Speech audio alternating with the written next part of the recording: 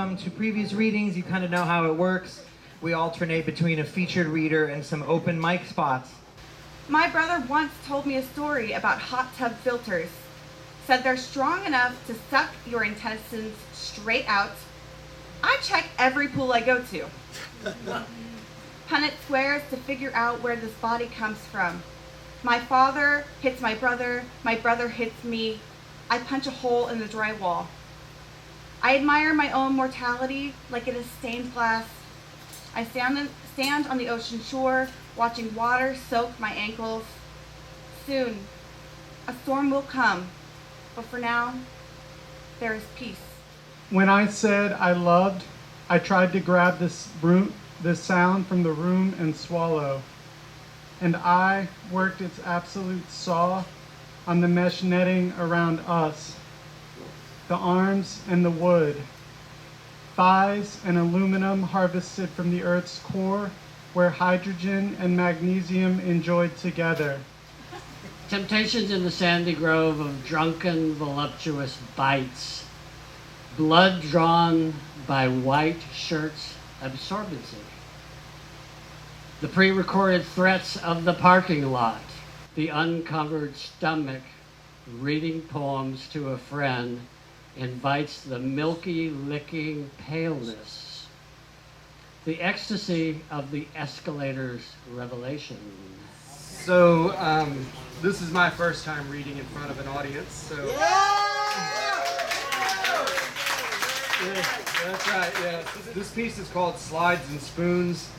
It's about a friend of mine that I grew up with who, you'll see what happens to him. He fell apart one day. No one was around to see. Skin clung to a soul that had left long ago. Grew up in a house with walking raisins, stacks of bad decisions, bags of dreams his mother could never let go of. Living under a slide, he slid down as a kid. Dirt was his mattress, guilt his comforter. One bag short of eternity, one bag shy of infamy. A needle and a spoon, tying off for freedom. Woohoo! Next up, we have Alex Wookman. Like a lot of y'all, I had a really hard time with the pandemic and finding out that some of my friends didn't make it. And one of the ones that pops out is an old friend of mine. Her name was Rachel. She was tragic magic. Grew up on the Louisiana oil coast, home of oyster shell roads, melanoma, and day drinking. But by the time I met her, she was a too much too soon city kid. She shot past pot, went straight for the pipe, skipped through traffic with reckless delight. Chased falling stars and fought the daylight. Danced at the gay bars where it's always Friday night. And that's where I caught her eye. She was wearing rage in the male gaze, carrying 8 past lives in her flirty eyes, smell of Jack and Coke trailing like a pack of lies. She gave me a smile dripped in blood and saffron, stole the words out of my mouth with nipple clips and a strap on. Afterwards, we laid in a sticky celebration of our lust, the room illuminated with the tips of our cigarettes and Christmas lights. She lifted the red leather domino mask, unsheathed cheekbones sharp enough to draw blood, and gave me a look stained with loneliness.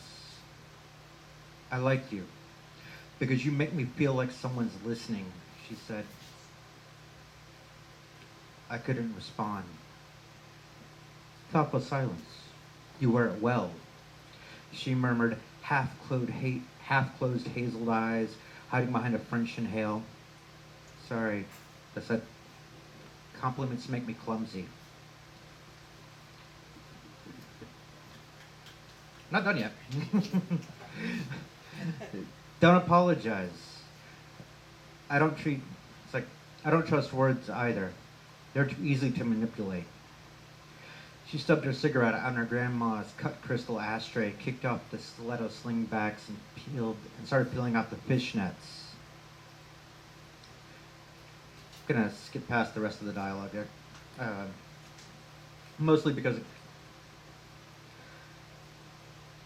this is really kind of difficult to process, and so the part I want to get to is the part that was sparked by a loss of a friend, and it wasn't Rachel, it was Eric Dominguez Anthematin. He died in a very painful way for a lot of people, and I don't like to leave on a downer, but this is a piece that I've wanted to do for a while. It's called "It's Bad News from Houston." I'm tired of death. Empty bar stools, missing smiles, maybes and could have beens. I'm tired of burying friends. Tired of missing you. Viking warrior, battle axe knight, man out of time with no wars left to fight. Like the tick, tick, tock of a stopped clock, dead ringer days count another lost face. Another empty place. Tired of joyride suicide, overdoses and cirrhosis, heartaches from heart attack, Monday memorial, Wednesday wake, Friday funeral. Waiting to see who the next will be. Who will make 3. I'm tired of taints and eights. Grieving girlfriends, sorrow, sex, bury the hatchet before it's too late. I'm tired of second-guess circumstances and half-remembered happenstance. What if I'd been there? Called. Said yes instead of no. Would you still be alive? Friends fade into memory, angel-headed hipsters on the hot shot, forget-me-nots at tombstones, orphans and widows replace cars and homes. Every step brings me closer to somewhere I don't want to be. A world without you. When I close my eyes, I see your face. Except it's not yours. It's the face of someone I knew long ago. A face with a faded smile from a photograph. And heard across the bar brazen laughter. I'm trying to get off that death kick head trip, looking for the open vein needle pain, grabbing at life and feeling like you. And I'm tired of feeling like you. I want to feel something new. I want to feel safe. I want to know that you won't be forgotten. You won't be reduced to father, son, mother, brother, sister, mister.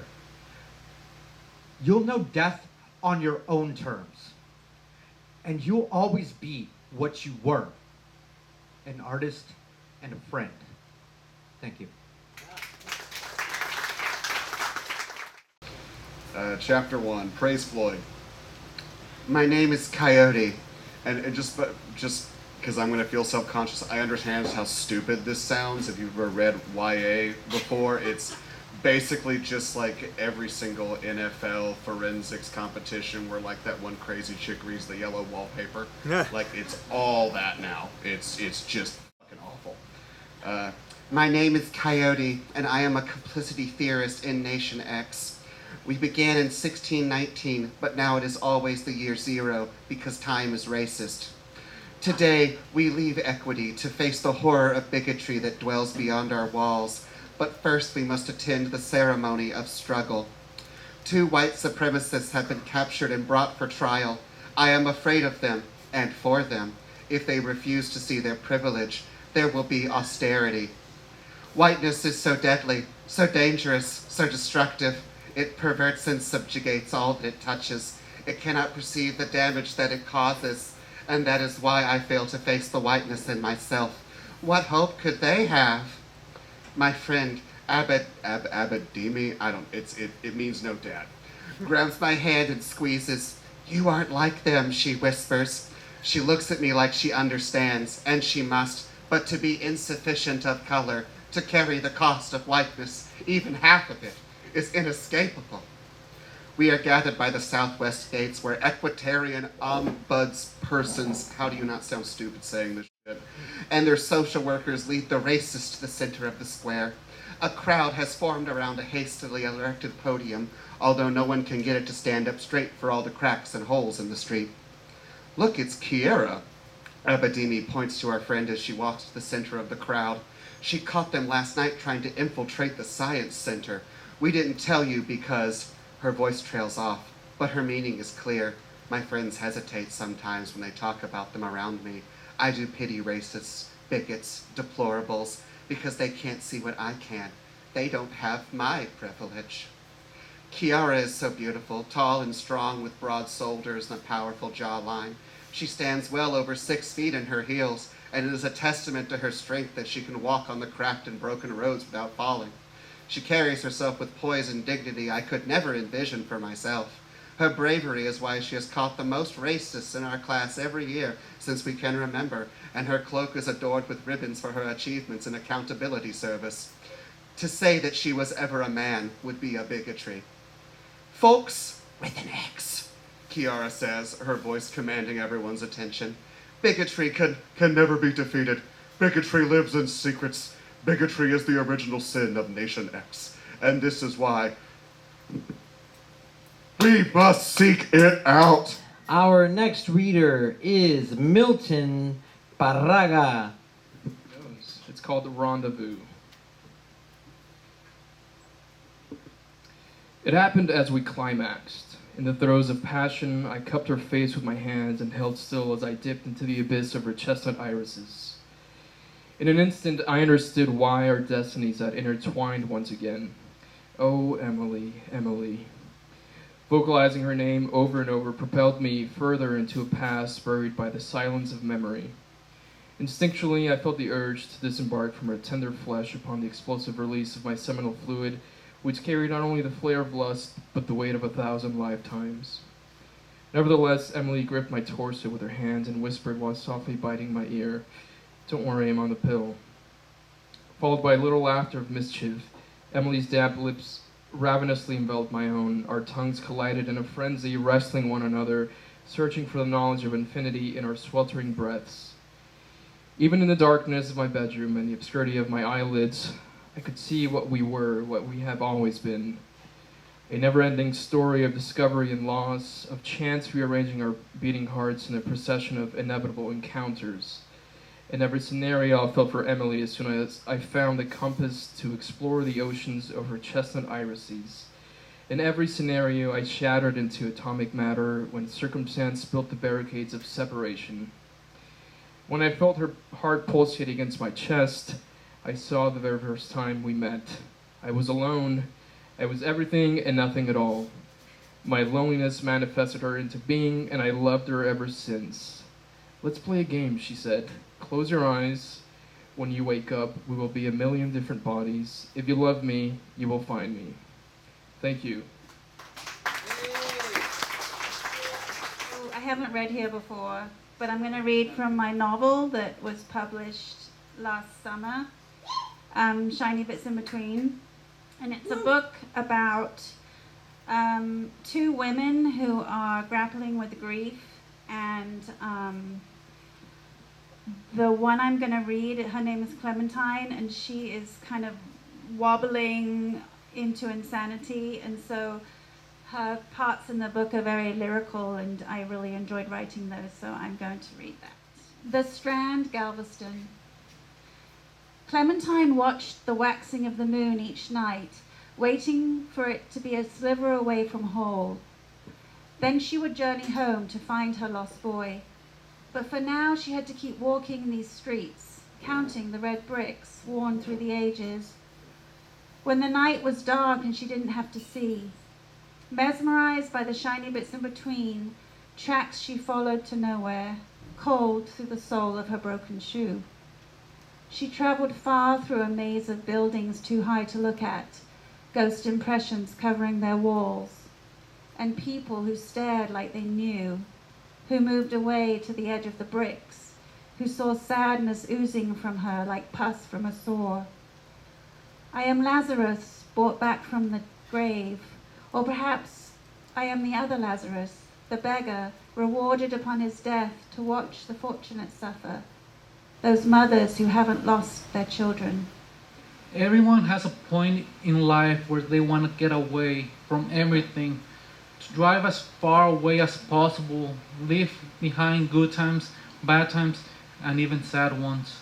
100 miles per hour with no destination, lane switching with no intention of stopping or slowing down, as if every mile that's left behind, every raindrop that's coming down, will grant you the freedom you desire, as if the million miles will make a new umbilical cord to become the person you wished for.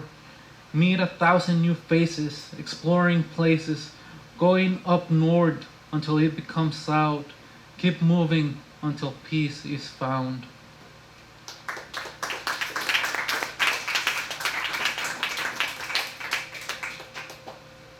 This one's called In a Broken Boat.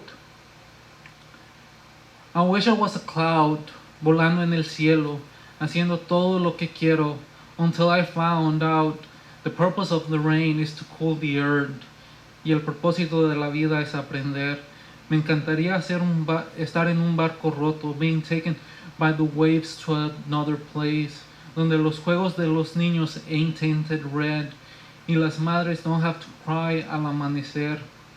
To be inside a rocket ship, explorando el espacio, where my skin color ain't deep, sea verde o morado, todos abrazos where there's warmth and peace, love lives, y todos los que están aquí son felices, pero estoy aquí in front of the TV, watching the news.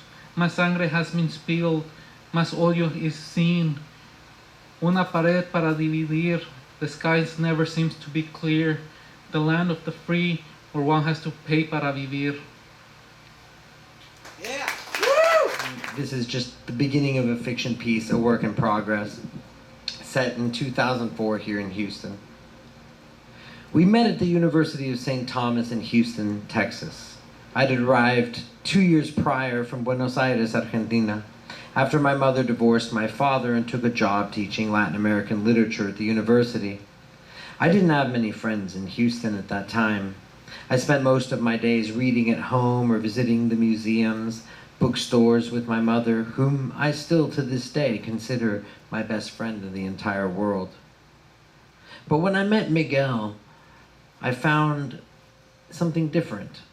He wasn't my first friend in Houston, not by any means, but by the time we'd met, I'd already formed a small group of friends, ambivalent friends, lukewarm, mostly other Latin American students. But Miguel, he didn't look Latin American. Well, he looked like a gringo, to put it frankly. He had long brown hair, a patchy beard that was almost red when it caught the sun. He wore cowboy boots and sported a few tattoos on his arms and chest that could be seen peeking through bits of his unbuttoned shirt. I, on the other hand, dressed meticulously well. I got my hair cut on the same day of each month, the last Tuesday to be exact. I'm a creature of habit. I dress well so that I won't stand out. I wanted the anonymity that comes with a certain kind of clean-cut look. It creates ambivalence. You could be a student, a professor, some kind of academic. People overlook you. You become invisible. They stare right through you and past you as if you didn't even exist. And this is precisely the way I liked it. But Miguel, he stood out. You could see him and often hear him right across campus. If it weren't for his expensive new backpack, I'd have assumed he was one of the most drunken Montrose vagrants, the kind that came into the library campus to use the restroom. The library, in fact, is where I met Miguel. He worked there, ironically enough, as a front desk security. All this position required of him was the scanning of a student ID.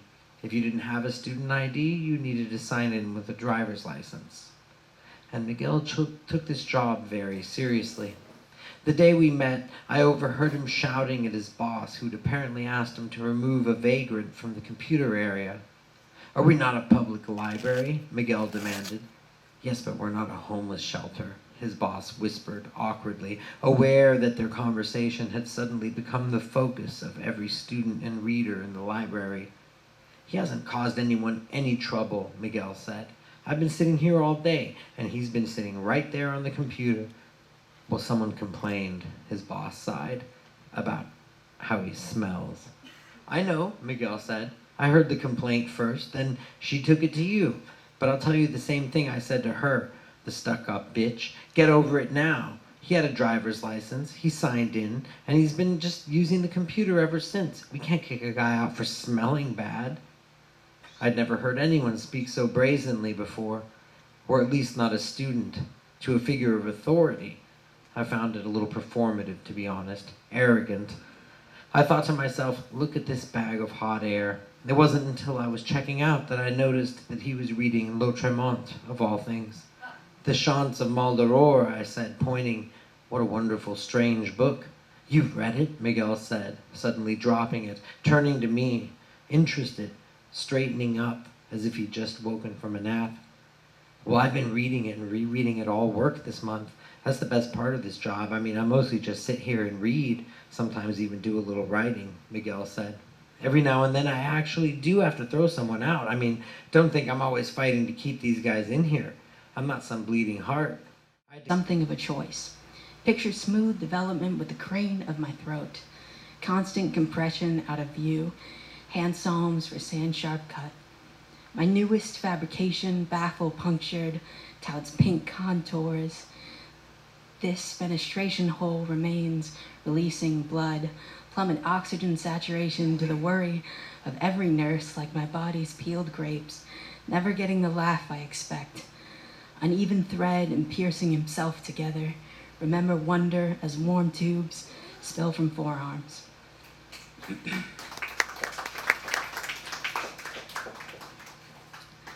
Punctuated equilibrium. I have to know the most efficient route, the one with the fewest people. I try not to walk with others on campus, but it's a necessity after dark when friends sit on cramped benches, walk into lighted water fountains. I fall into shallow water, took a wrong step on tractionless bottom, Mrs. Hand saving me. He thinks it'd be fun to leave the pebbled bridge for a quick, careless dip. The first time someone doesn't hesitate to use my pronouns is at a burning metal table in the afternoon. She wears glasses that belong in a 90s sci-fi. He smiles at me like I passed some test worth hanging on the fridge. I should be grateful. With purple spirit shirts, I think I'd be safe, but I haven't seen the questions up close. Wondering how dating works, if Keegan is my given name, if anyone supports me, if I should actually be here, if I'm sure that I'm okay, and pulling me into public hugs. Yeah. And we have my own father, the paterfamilias, Greg Flakus, up next. And I find it interesting that a lot of times you read a poem or hear a poem that was written long ago, and yet you find things in there, statements that almost sound like they could have been written for today. And that's true of this poem, which was written over 100 years ago by an Irish poet. And it's called The Second Coming. Turning and turning in the widening gyre, the falcon cannot hear the falconer. Things fall apart. The center cannot hold. Mere anarchy is loosed upon the world. The blood-dimmed tide is loosed, and everywhere the ceremony of innocence is drowned. The best lack all conviction, but the worst are full of passionate intensity. Surely some revelation is at hand. Surely the second coming is at hand. The second coming. Hardly are those words out, then a vast image of this, out of the Spiritus Mundi troubles my sight. Somewhere in sands of the desert, a shape with the body of a lion and the head of a man. A gaze blank and pitiless as the sun moves its slow thighs, while all about it reel the shadows of the indignant desert birds.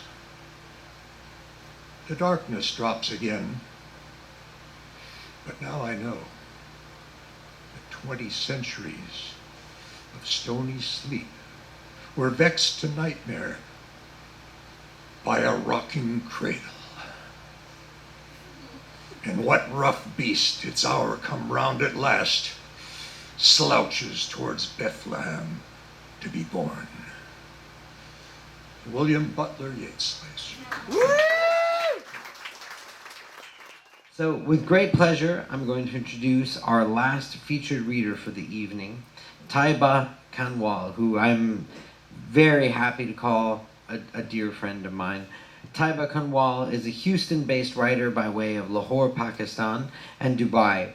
This piece is called, a couple of you know it, it's called Illegal Alien. It's an old favorite of mine, and I think a lot of us connect with this right now. So, a legal alien. When immigration and customs enforcement descended on our nook of suburban Houston, we knew one of us would be taken. We were all brown. They drove up in packs as if they had been uncaged to fulfill their destiny. At first, we put on our best American accents and got neat haircuts. We stopped speeding and started weeding, our exemplary flower beds proving the model citizens we were. Still, one of us had to go. Over beer and barbecue, pork sausages, we mulled over Mustafa as our best bet. A new student from Pakistan, he was renting a room from the Ayubs. In fact, it was Ayub who offered him up. The boy hadn't yet discovered the gray areas that made non-halal meat permissible, nor had any of our daughters shown any interest in his acne-ridden profile. Someone inquired whether he was intelligent, but Ayub couldn't be sure. Our bellies full of peg, our heads sloshing with alcohol, we concluded that he was the least fit among us to be American. Problem was, he had a perfectly valid passport with an F1 student visa neatly stamped into it. Ayub had snuck home and brought the passport back to pass around. Then someone pointed out that determining his status wasn't our job. We just had to bring him to their attention. Next time the Icemen cruised by, Ayub sauntered out with his hedge clippers and nodded at their passing van. Sensing a summons, they pulled over and approached him, all jeans and Kevlar vests. Ayub paused by his well-tamed Confederate jasmine vine and mentioned that he had a new international student staying with him. From Pakistan, he clarified, without being asked. Is he in? They inquired. Not sure, Ayub said. He's so quiet, spends a lot of time on his laptop. So they requested to search his room. Ayub, being the homeowner, gave them permission and didn't even ask them about a warrant, despite the warning splashed all over Facebook by pro bono immigration lawyers. They walked away with the boy's laptop that day, and they walked away with the boy the next. They haven't returned to the neighborhood since then. Over celebratory sweet lassi and barbecue, extra spicy tandoori chicken thighs, we agreed that Mustafa would be fine. He was, after all, young enough to start his life anew if they released him and sent him back to Pakistan. Thank you. Thank you again, Chris. Fabulous evening. Come back next month. It's last Tuesday of every month, right up here. Good night, everyone.